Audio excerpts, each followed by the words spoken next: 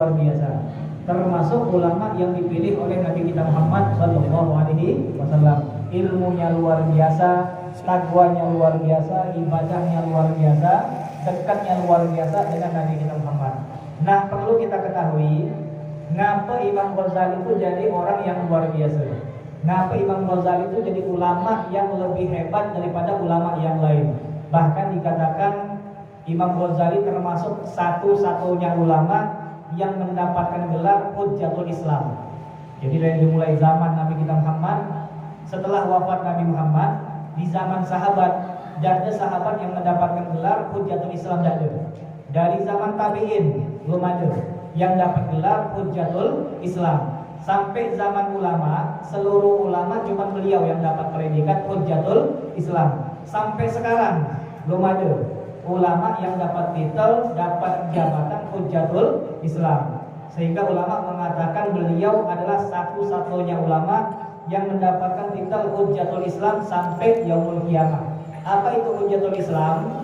Yang namanya orang kalau mendapatkan gelar Hujjatul Islam, kalau dia ngomong apa aja, kita harus percaya.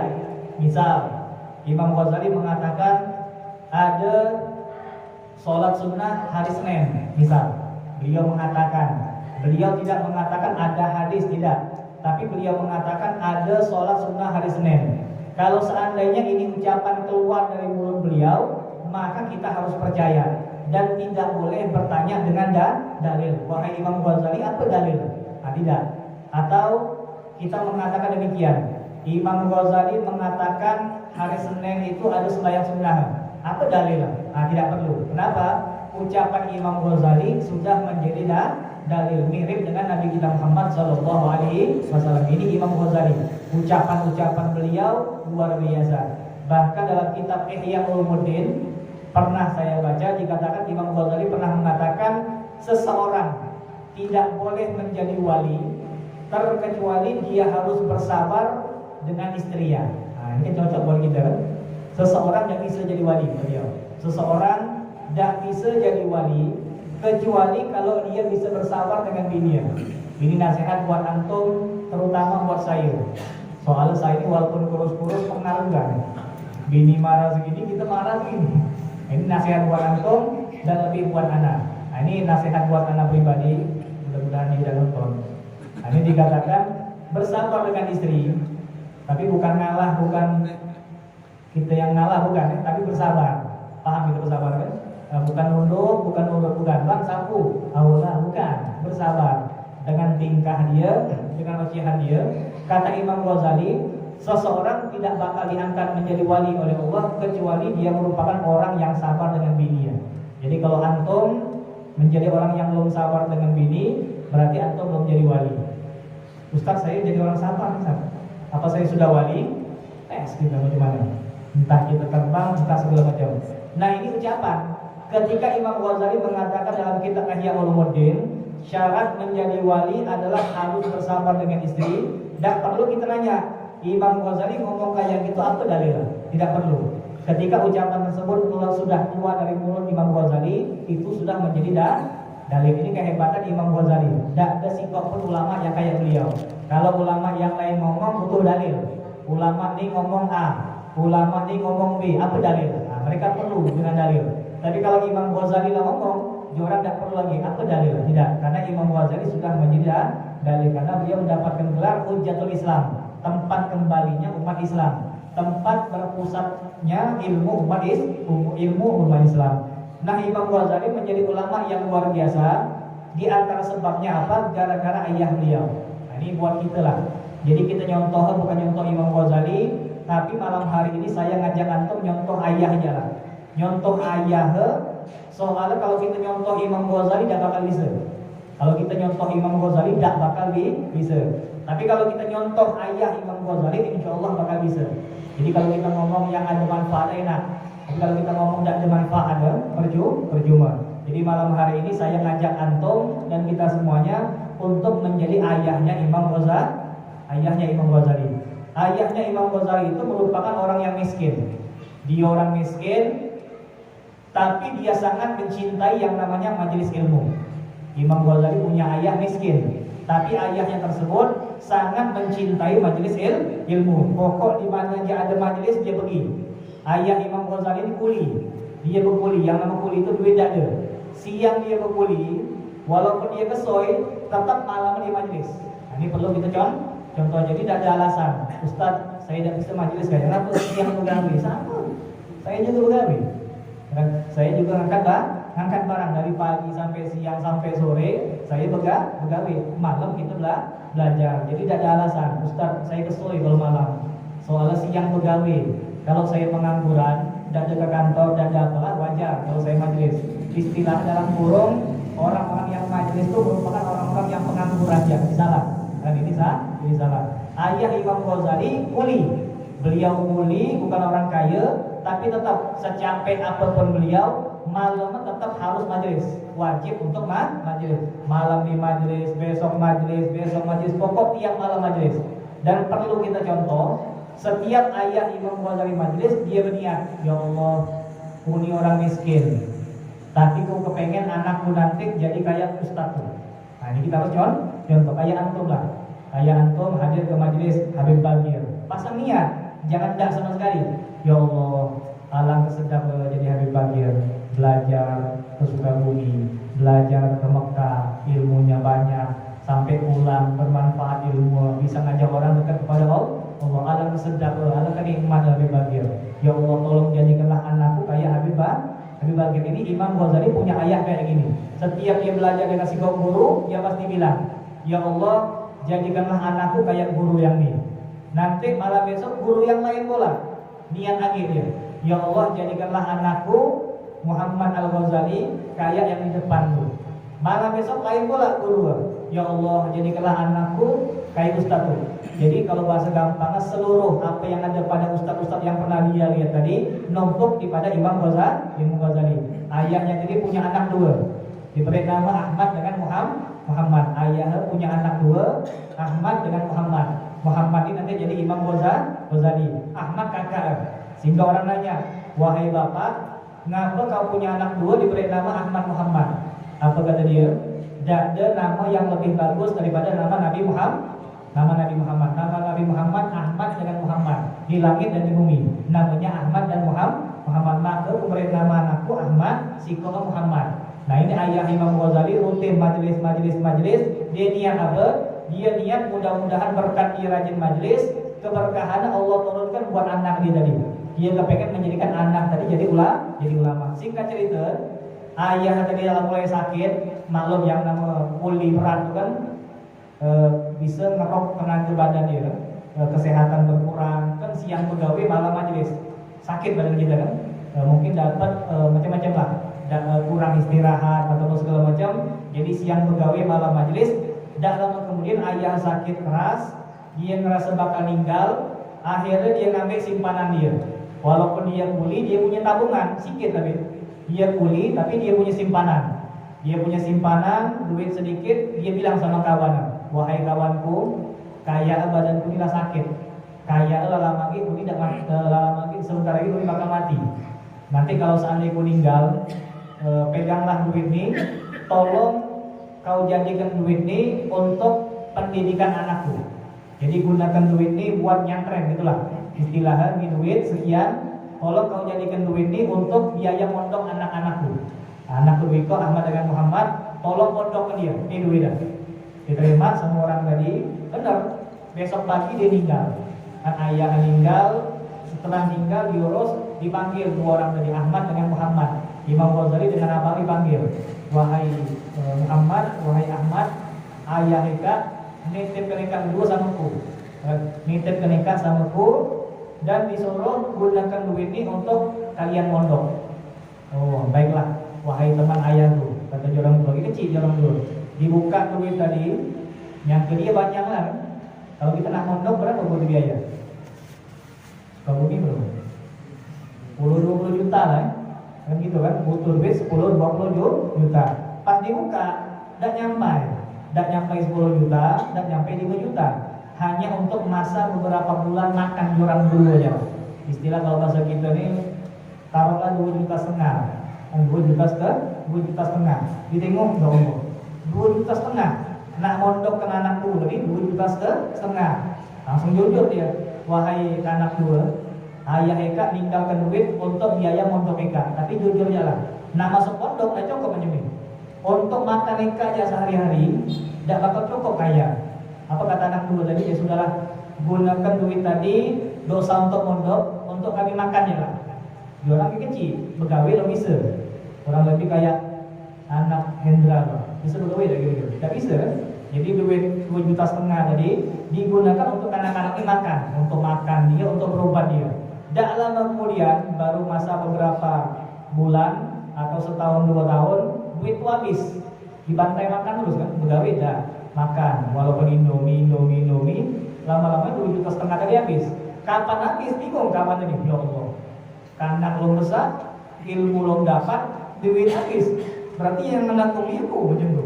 Ya Allah. Berarti ini orang meninggalkan beban buatku. Akhirnya gara-gara kawan tadi juga miskin, tidak punya duit, dia bilang sama anak dua tadi, Imam Ghazali dengan Habib Ahmad, Imam Ahmad, kakaknya Imam Ghazali, wahai anak dua dari teman aku, jujur lah, nak nanggung makan Eka, pun tidak ada duit. Kujak makan kadang ada, kadang enggak. Kalau nak nanggung Eka berdua, kayak udah bisa gitu. Nak mengantarkan Eka ke jalan, tidak tega juga.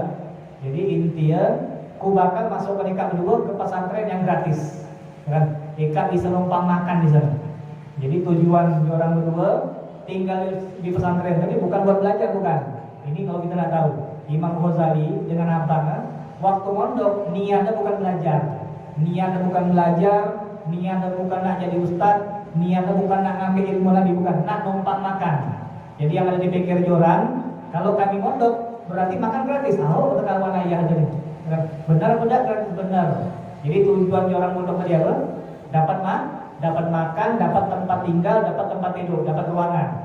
Nah, sehingga timbullah kalimat talabnal ilma li ghairillah fa'aba. Ini keluar kalimat dari Imam Ghazali, dulu kami pernah mencari ilmu bukan karena Allah. Apa maksudnya? Dulu orang mondok niatnya bukan cari ilmu, tapi niatnya untuk numpang tidur sama numpang makan. Nah, selama orang niat numpang tidur, numpang makan, numpang tidur, ilmu tidak masuk. Ngapal tidak bisa setoran tidak bisa. Akhirnya orang sadar. Yang mana dengan ilmu-ilmu tadi membuat mereka sadar kalau seandainya ini niat merupakan niat yang salah. Ada niat yang lebih bagus.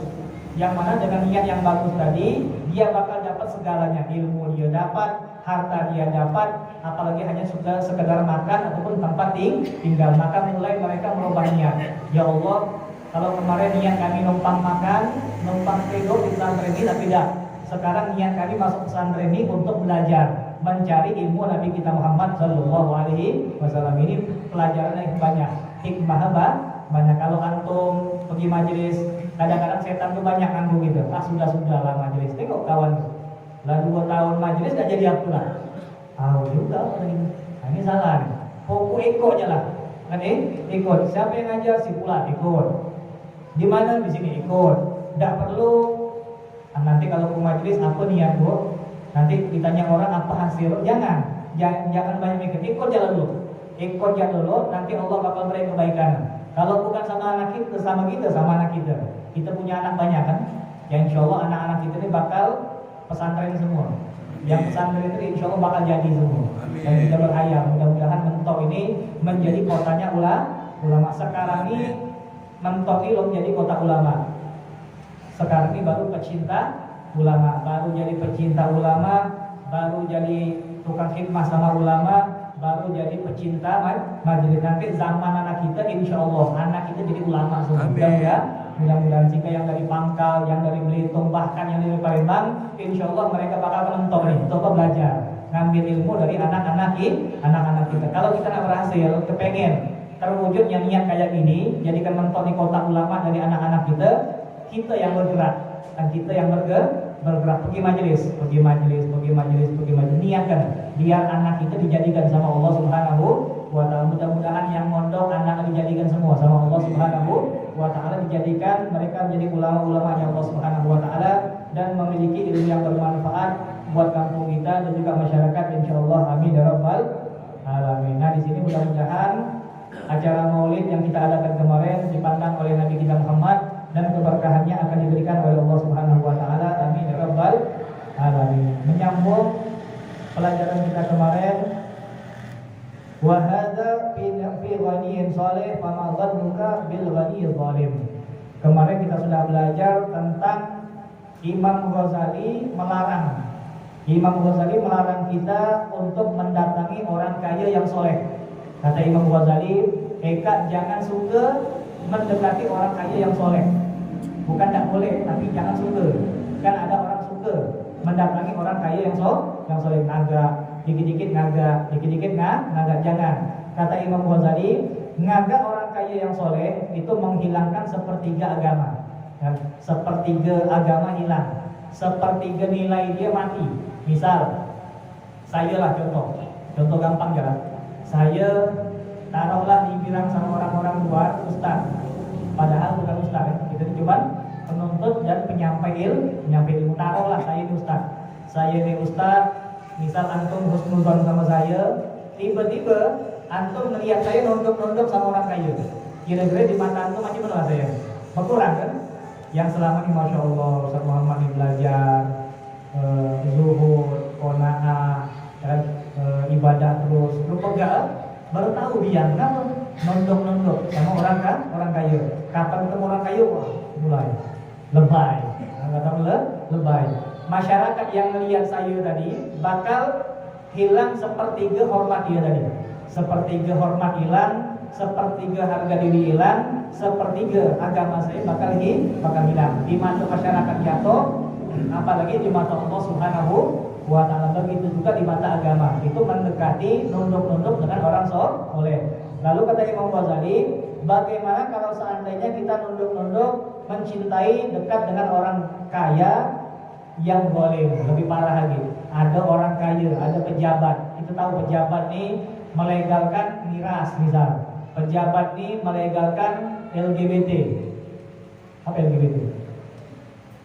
Laki-laki ganteng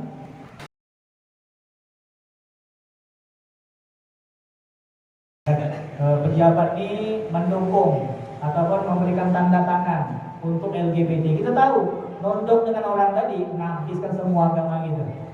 Kita punya ilmu habis, kita punya sembahyang habis. Kenapa kita nunduk dengan orang yang melegalkan hal-hal yang diharamkan oleh Allah Subhanahu wa taala. Wa 'alal jumlah, dan kesimpulannya kata Imam Ghazali, faharakatuna wa sakanatuka wa sakanatuka bi Allahi ni'matun min ni'amillahi ta'ala alaik. Ketahuilah sesungguhnya gerakan dan diammu dari anggota tubuhmu merupakan nikmat dari Allah Subhanahu wa taala. Yang pertama, kata Imam Ghazali, kalau badan kita bergerak, bisa macam ini. Kita bergerak, itu merupakan nikmat dari Allah. Kita bisa diam pun, itu merupakan nikmat dari Allah Subhanahu wa taala. Berapa banyak orang-orang yang diperban kayak mumi dari Singapura. Pernah ada nonton film Mr. Bean? Pernah? Yang lehernya dikebat sama Mr. Bean macam ini. Dia yang sakit tadi kekenyir, untuk macam ini juga kepengen. Tahu kekenyir? Kekenyir ini bahasa Arab pedalaman. Dia orang yang sakit itu kekenyir kan. Jadi kapan orang terpaku lagi, ini kepengen macam ini. Kayak ibu saya sebelah lah, selama dia kepengen dia gerakan. Nengok saya macam ini, kepengen dia. Saya tahu. Makanya saya lebih banyak kalau seandainya ngangkat ibu saya untuk nyenangkan hati dia tadi, saya jarang pakai tangan kiri saya. Selalu ala Nabi. Mudah-mudahan tidak hilang nikmatnya. Biar dia tidak kecil hati tadi. Kadang-kadang kan saya macam ini. Saya macam ini. Dia ngomong, sedang bisa menggunakan tangan dulu. Saya terpetik, ya Allah. Berarti ibu saya ini kepengen gerakan tangan kiri. Dan dia tidak kecil hati tadi. Setiap saya ngangkat ibu saya, kecuali nyalin, butuh dua tangan, saya gunakan sikot tangan dia lah. Yang sikot macam ini, ekonomi kelas. Dijadikan di mata dia tadi, sikot dua tangan sama aja berpegang. Paham lagi gitu? Untuk dia tidak kecil hati tadi. Ini dikatakan orang yang macam ibu saya tadi, dia kepengen bergerak, kaki kepengen bergerak, kepengen macam ini, tapi tidak bisa. Ini merupakan gerakan tadi, nikmat dari Allah Subhanahu wa taala. Kapan kita macam ini ya? Itu merupakan nikmat. Kapan kita bisa berjalan? Itu nikmat dari Allah Subhanahu wa taala. Berapa banyak Orang-orang yang nonton di HP ini, di AYPWO, di Alfa itu, Yasin. Ini sendiri. Nah, yang nonton ini mungkin di antara orang ada yang di kursi roda aja kan, kepengen ya Allah, kapan diputar kamera ya Allah ramai sejak ada miasa, ada mimos, ada miamat, sebut ramai semua. Wis sejak berkumpul, tapi apa daya? Kaki tidak bisa gitu. Nah ini perlu kita ketahui. Kita bergerak tadi itu merupakan nikmat dari Allah Subhanahu wa Ta'ala. Diam pun merupakan nikmat dari Allah. Coba kalau seandainya badan kita bergerak tuh, gimana gitu? Nah, gimana kita tidur? Tak bisa tidur. Jadi diam nikmat, gerak pun nikmat dari Allah Subhanahu wa Ta'ala. Fala tuharrik syai'an minha fi maksiatillahi azza wa jalla aslan. Makanya kata Imam Ghazali, bergerak itu merupakan nikmat dari Allah. Jangan gunakan bergerak tubuhnya engkau tersebut untuk bermaksiat kepada Allah Subhanahu wa Ta'ala. Jangan gunakan tubuh kita untuk bermaksiat kepada Allah Subhanahu wa Ta'ala dengan jari kita, dengan segala macam. Jangan bermaksiat dengan tubuh kita atau bermaksiat dengan diamnya kita. Jangan. Ada orang yang bermaksiat dengan diam. Dengan diam. Misal gini, ada orang yang kepengen maksiat, tetapi kalau seandainya dia melihat kita, tidak jadi dia maksiat. Tapi kita kepengen dia maksiat, jadi kita diam. Nah, kita diam, dia tidak nengok kita, maka dia pun bermaksiat. Itu dikategorikan sama Imam Ghazali termasuk diam yang menjadikan dia bermaksiat kepada Allah Subhanahu wa Ta'ala. Maka diamnya kita dicap oleh Allah sebagai maksiat. Kita harus keluar, kita harus negor, kita harus menampakkan badan kita, maju selangkah biar dia bisa nengok kita dan dia tidak bermaksiat kepada Allah Subhanahu wa Ta'ala. Diam, jangan bermaksiat. Bergerak pun jangan bermaksiat. Jangan gunakan tangan kita, mata kita, nengok orang tua lewat ya. Gerakan bola mata jangan. Atau menggunakan tajam kuping kita. Kapan ada si fulan, ngata si fulan, kita dengar sama-sama, tapi kita tidak menjamin. Apa dia ngomong orang? Hanya jadi gunakan pergerakan untuk mendekati percakapan tadi dikategorikan bermaksiat kepada Allah Subhanahu wa Ta'ala. Wasta'milha fi ta'atillahi ta'ala, dan gunakanlah tubuhmu tersebut untuk melakukan ketaatan kepada Allah Subhanahu wa Ta'ala. Jadi kapan badan kita bisa bergerak, gunakanlah untuk maksiat. Apa jalan? Seluruh nikmat yang Allah beri sama kita, gunakan itu sebagai jalan kita untuk melakukan ibadah kepada Allah Subhanahu wa Ta'ala. Kaki kita bisa berjalan, gunakan bisa berjalan tadi untuk ke majelis ilmu. Kita ke laut boleh, kita ke mall boleh. Ke mall, di Mentok ada mall, yang ada toko mall. Mall kan bahasa Arab mall kan? Mall sama. Jitu hilang mall, ya kan? Di Mentok di mana ada toko mall tidak ada. Nah ini dikatakan jalan ke mall boleh, jalan ke pasar boleh, tapi jadikan juga jalan kita ini pernah ke majelis ilmu, jadi seimbang. Nanti ke majelis, nanti ke pasar, nanti ke rumah kawan kita, nanti kita nak main gitar, apa terserah. Yang penting ada langkah kita ke masjid, jadi seimbang. Jadi seimbang. Kita punya HP sama juga. Ini merupakan contoh yang bagus. Kita punya HP masing-masing kan. Karena kecilnya sekarang diharuskan pakai HP. Anak saya yang TK, yang SD itu sudah disuruh pakai HP, ya kan? Nanti info-info dari kawan, ada orang punya grup kecil-kecilnya sudah disuruh pakai HP. Nanti informasi pelajaran harus lewat HP. Jadi mau tidak mau kita beri anak kita HP. Kalau tidak ada HP, tidak tahu di informasi. Nah ini contoh. Dapat HP, megang HP untuk keperluan zaman sekarang tidak apa-apa. Untuk WA, untuk apa. Tapi gunakan juga HP kita tadi untuk ibadah kepada Allah Subhanahu wa Ta'ala. Makanya Ana sering mengajak antum semuanya yang live streaming ataupun anggota majelis yang punya HP. Antum punya HP tak kira-kira? Punya HP tak? Punya HP kan? Saya dah minta, itu menanya. Punya HP kan? Nah, gunakan HP tadi. Dan gunakan HP tadi untuk ibadah. Ada undangan majelis, Ustaz Muhammad, Habib Bakir, Habib Hasan Hussein, Ustaz Fad, segala macam. Ada undangan, tengok sebarkan. Kita punya grup, sering saya ceramah kan. Ada grup setan, ada grup surga, ada grup burung kok, ada grup cempedak, ada grup nelayan, ada grup merapik ngelapan. Semua grup tadi bagi kan. Orang nak bilang, kau ni lebay. Mengundang majelis kau jaga benar, diam kenyalah. Kapan kau dikata sama orang, berarti kau sama dengan Nabi. Saya tidak ada tinggi-tinggi ngomongnya. Kapan kita dikata sama orang, berarti kita ada kesamaan dengan Nabi Muhammad SAW. Dia jaga benar, itu orang kafir kan? Nabi Muhammad berdakwah, tengok paman dia, tak mabuk. Itu paman Nabi itu, kita lihat. Iya, ada letak Nabi Muhammad SAW. Jangan peduli omongan orang. Omongan orang tuh bisikan dari setan. Biarlah, itu membuat kita semangat. Alhamdulillah, aku digunjing sama orang, walaupun tidak sama minimal sejalan dengan Nabi Muhammad SAW. Ada undangan. Ustaz Rashid ada majlis juga. Ada insya Allah. Ada ucapan-ucapan yang baik. Tengok, tanya kan. Jangan ini bukan ustaz tuh nih. Apa ustaz? Tak ada gitu. Semua ustaz gitu. Dan semua ustaz gitu. Kayak kami.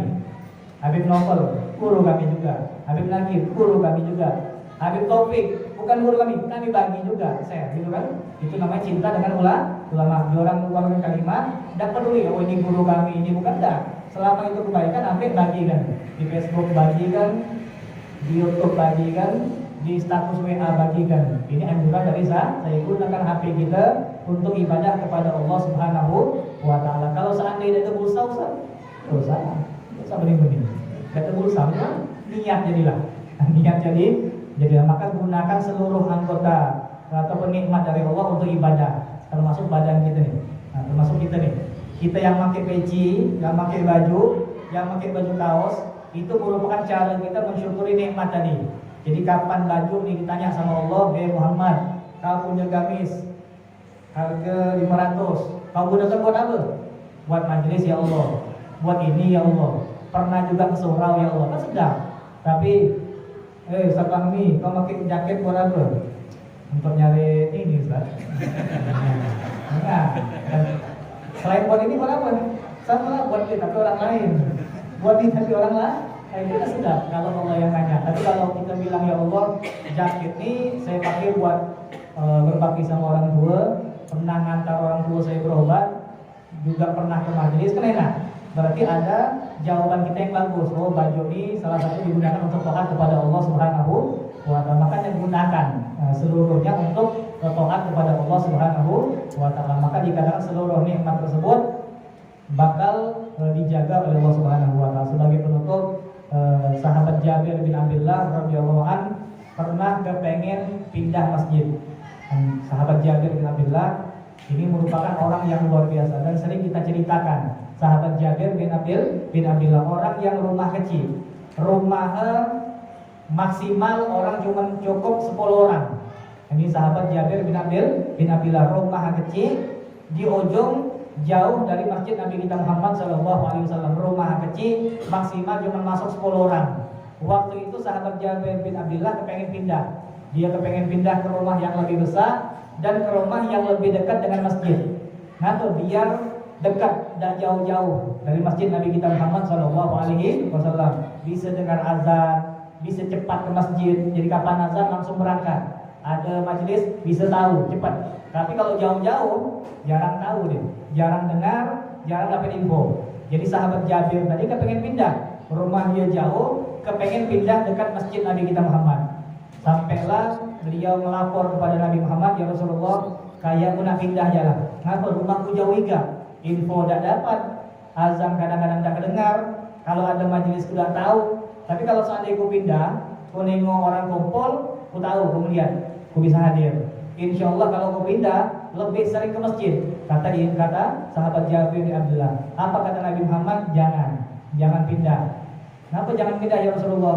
Soalnya kalau kau pindah, langkah kakimu ke masjid cuma dikit. Tapi kalau rumah kau jauh, langkah kakimu ke masjid itu lebih banyak dan itu lebih disukai sama Nabi kita Muhammad SAW.